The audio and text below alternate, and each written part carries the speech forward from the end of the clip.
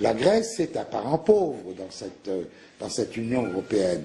La Grèce est un pays de la semi-périphérie du continent européen. Il est évident que la Grèce ne peut pas avoir autre chose que des déficits publics dans les conditions de son intégration au marché européen. Je ne veux pas discuter de la question les Grecs sont-ils paresseux, ça c'est du racisme pur et simple.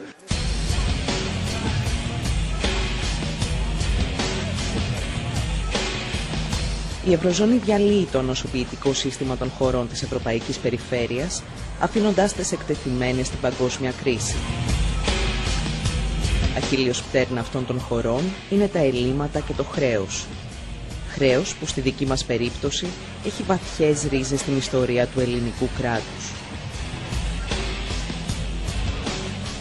Συνεχώς η χώρα μας μέσα από τη διάρκεια της Επανάστασης άρχισε τα πρώτα δάνεια και από τότε μέχρι τώρα συνεχώς δανείζεται με μία εξαίρεση. Κατάφερε η Ελλάδα σε μια περίοδο ακμής της, το λέω ειρωνικά, να δανείσει. Στην περίοδο της κατοχής δάνεισε τη Γερμανία. Την υποχρέωσαν οι Γερμανοί να γίνει δανειστής από δανειζόμενος.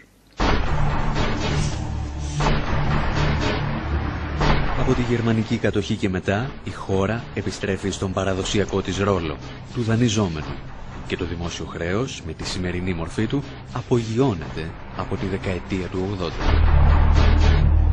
Η διατήρηση του δημόσιου δανεισμού σε ψηλά επίπεδα στην Ελλάδα έχει να κάνει με την κοινωνική και την ταξική δομή της Ελλάδας και με την μορφή που πήρε η οικονομία της τις τελευταίες δεκαετίες. Έχει να κάνει με την συστηματική αδυναμία του κράτους να φορολογήσει με αποτελεσματικό και στοιχειωδώς δίκαιο τρόπο. Ο Ανδρέας Παπανδρέου χτίζει το απαιτούμενο κοινωνικό κράτος, αλλά ταυτόχρονα μειώνει τη φορολογία ανώνυμων εταιριών και υψηλών εισοδημάτων. Υιοθετεί τις προβληματικές επιχειρήσεις σώζοντας θέσεις εργασίας. Κυρίως όμως σώζει τους ιδιοκτήτες τους. Το δημόσιο έλλειμμα αυξάνεται κατά πολύ. Μαζί του αυξάνεται και το δημόσιο χρέος. Η κυβέρνηση Μητσοτάκη συνεχίζει το δανεισμό. Το Μάστριχτ επιβάλλει τις αγορές ως μέσο κάλυψης των ελλημάτων, απαγορεύοντας άλλες δυνατότητες δημιουργίας χρήματος. Το χρέος εκτοξεύεται με το μεγαλύτερο μέσο ετήσιο ρυθμό ανόδου στην ελληνική ιστορία. Ο Κώστας Σιμίτης έχει περισσότερη τύχη. Τον βοηθούν η δημιουργική λογιστική, η πτώση των ευρωπαϊκών επιτοκίων και η άνοδος των ρυθμών μεγέθυνσης. Έτσι κρύβει κάτω από το χαλί τις βραδιφλεγείς βόμβες που ο ίδιος θέτει στο χρέος. Το ποσοστό του χρέους φαίνεται να υποχωρεί ελάχιστα. Ο Κώστας Καραμανλής μειώνει τη φορολόγηση του κεφαλαίου κατά 10 ολόκληρες μονάδες. Μέτρα σαν κι αυτό επιταχύνουν την κατάρρευση της οικονομίας. Το χρέος εκτινάσεται και πάλι. Τη σκητάλη παίρνει ο Γιώργος Παπανδρέου για να ρίξει τη χώρα στην αγκαλιά των ξένων δανειστών. Στο τέλος της εφαρμογής του μνημονίου, το δημόσιο χρέος θα αγγίζει το 167% του ακαθάριστου εθνικού προϊόντος.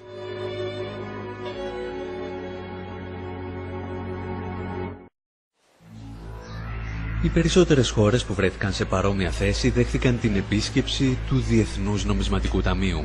Κανένας όμως δεν πλήρωσε τόσο ακριβά όσο η Αργεντινή, το αντεστραμμένο είδωλό μας στην άλλη πλευρά του Ατλαντικού.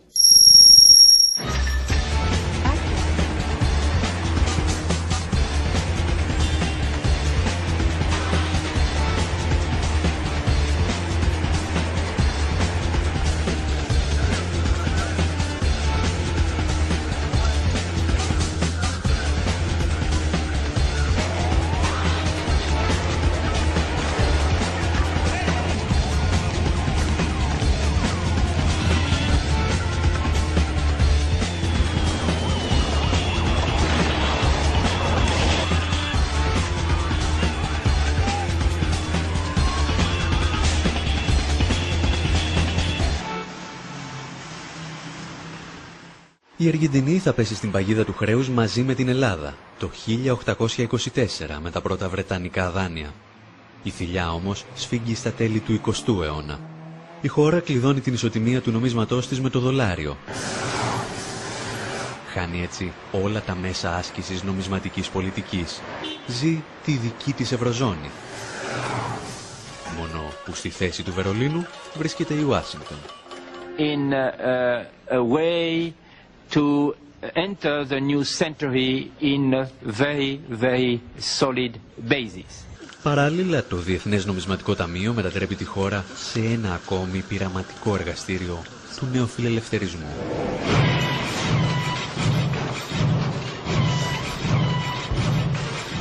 First of all, the IMF played a signature role in creating the crisis in Argentina, driving the same policies of deregulation and privatization that lead to immense corporate profits, but that really destroy the finances of a state.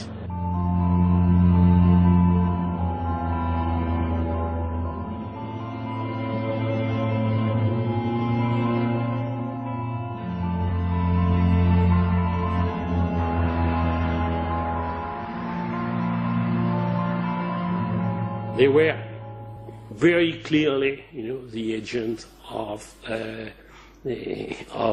U.S.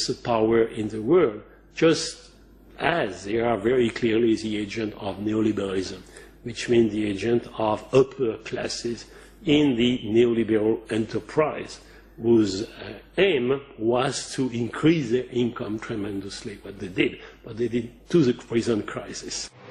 Με την οικονομική κατάρρευση της Αργεντινής το 2001, το Διεθνές Νομισματικό Ταμείο και οι νεοφιλελεύθερες θεωρίες του γίνονται περίγελος των οικονομολόγων σε όλο τον κόσμο.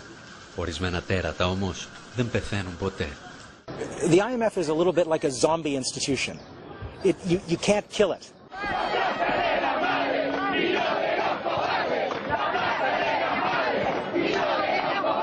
The IMF has reemerged as a player in quote-unquote bailing out countries that get into trouble, imposing austerity conditions as is happening across Europe and in a vicious and terrifying way in Greece. And there's no sense whatsoever that this institution has learned anything from the experience of Argentina.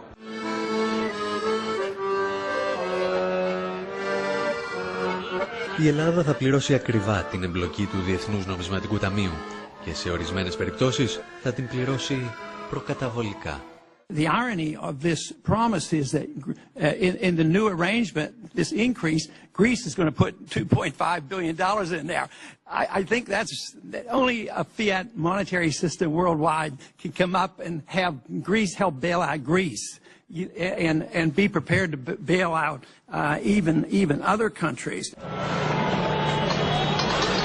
Ενώ η Αργεντινή είχε να αντιμετωπίσει μόνο το Διεθνές Νομισματικό Ταμείο, η Ελλάδα μετατράπηκε σε υπηρέτη δύο αφεντάδων.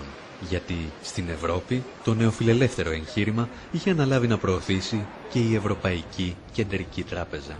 The European Central Bank was a tool, in the imposition of neoliberal policy in Europe. Είναι κωμικοτραγικό να το βλέπει κανείς, αλλά το Διεθνές Νομισματικό Ταμείο στην περίπτωσή μας, στην ελληνική περίπτωση, ήταν πιο μαλακό από την Ευρωπαϊκή Ένωση.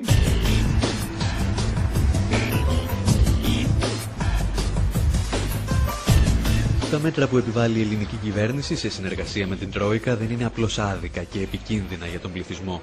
Είναι εξ αρχής καταδικασμένα σε αποτυχία. Έχουν τραγικά αποτελέσματα για το επίπεδο ζωής και την καθημερινή ζωή των πολλών και είναι άκρως απίθανο να έχουν θετικό αποτέλεσμα όσον αφορά την οικονομία συνολικότερα και τον τρόπο αντιμετώπισης του χρέους.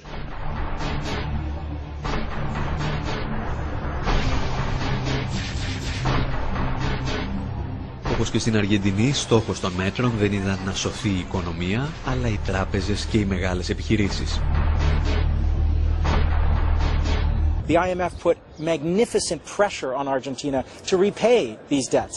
Many of the debts were inflated, in fact exploded, because of the transfer of debt from huge corporations, including some of the biggest banks in the world, onto the public treasury, onto the public purse, which the IMF pushed for as well. Τα μέτρα που έχουν ληφθεί λοιπόν μέχρι τώρα είναι μέτρα σταθεροποίησης, με την έννοια ότι είναι μέτρα τα οποία θα αποτρέψουν την άμεση στάση πληρωμών, αθέτηση πληρωμών από πλευράς Ελλάδας αύριο. Δεν είναι μέτρα τα οποία θα μειώσουν το χρέος. Αυτό δεν είναι φανερό, δεν χρειάζεται να το θεωρητικοποιήσουμε, γιατί το χρέος συνεχίζει να αυξάνεται και να αυξάνεται ταχύτατα, αφού υιοθετήθηκαν τα μέτρα και ως απόρρια των μέτρων. Είναι μέτρα που ελήφθησαν για να προστατευτούν οι δανειστές, να προστατευτούν οι τράπεζες με τον πιο ξεκάθαρο τρόπο. Μέσα σε λίγους μήνες η ελληνική κυβέρνηση θα προσφέρει στις ελληνικές τράπεζες 108 δισεκατομμύρια ευρώ. Σχεδόν δηλαδή το σύνολο του πακέτου σωτηρίας που λαμβάνει από το Διεθνές Νομισματικό Ταμείο και την Ευρωπαϊκή Ένωση. Η Αργεντινή, όταν βρέθηκε αντιμέτωπη με ανάλογες καταστάσεις, τιμώρησε αρκετούς από τους υπευθύνους. Η εικόνα των προέδρων που εγκατέλειπαν το προεδρικό μέγαρο με ελικόπτερα στοιχιώνει ακόμη το Διεθνές Νομισματικό Ταμείο, αλλά και τους συνεργάτες του.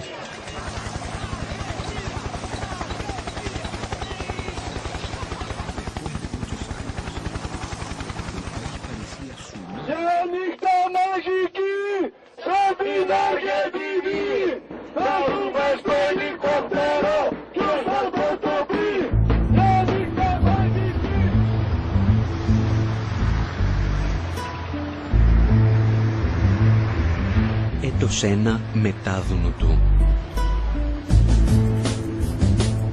Η Ελλάδα έχει μπει σε ένα εντατικό πρόγραμμα εξυγιάνσεων, αξιοποιήσεων, εξορθολογισμού και συμμαζέματος.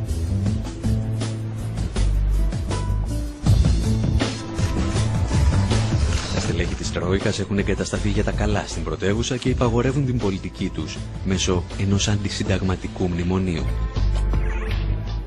A landmark has certainly been the pension reform, but the main question now is to be able to align wages and productivity.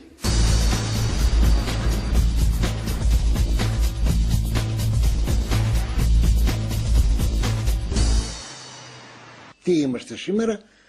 Είμαστε ελεύθερη χώρα, είμαστε ανεξάρτητοι ή υποτελείς. Είμαστε στην πλήρη ολοκληρωτική υποτέλεια. Είναι άλλο θέμα η ελευθεριά και άλλο θέμα η εθνική ανεξαρτησία. Δηλαδή το πρόβλημα της χώρας μας είναι πρόβλημα εθνικής ανεξαρτησίας σήμερα.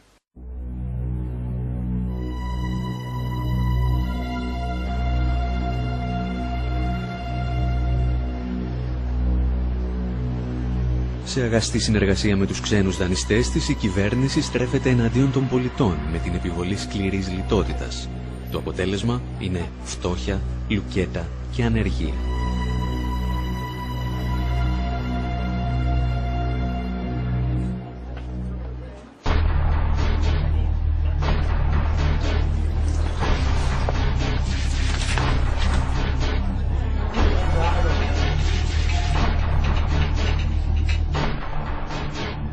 Ήδη εμείς αντιμετωπίζουμε το κέντρο της Αθήνας σαν να βρίσκεται σε μια ανθρωπιστική κρίση. Έχουμε όλα τα χαρακτηριστικά.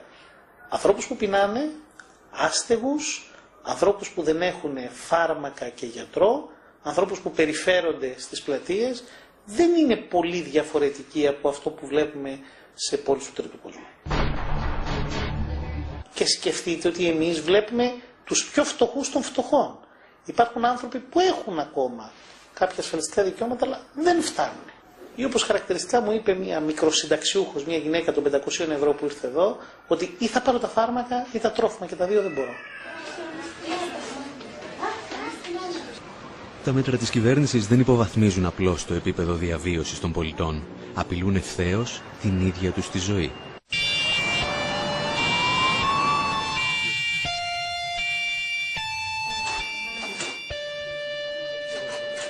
Όλες οι χώρες που μέχρι τώρα μπήκαν σε διαδικασία υποστήριξης σε εισαγωγικά από το Διεθνές Νομισματικό Ταμείο είχαν δραματικές επιπτώσεις στο προσδόκιμο επιβίωσης, δηλαδή αυτό που λέμε στην απλή γλώσσα μέσο όρο ζωής.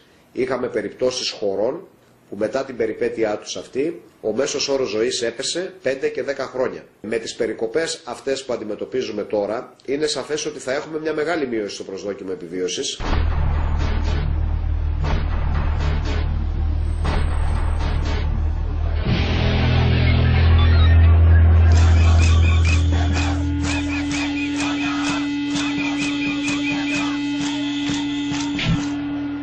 πολίτες αντιδρούν.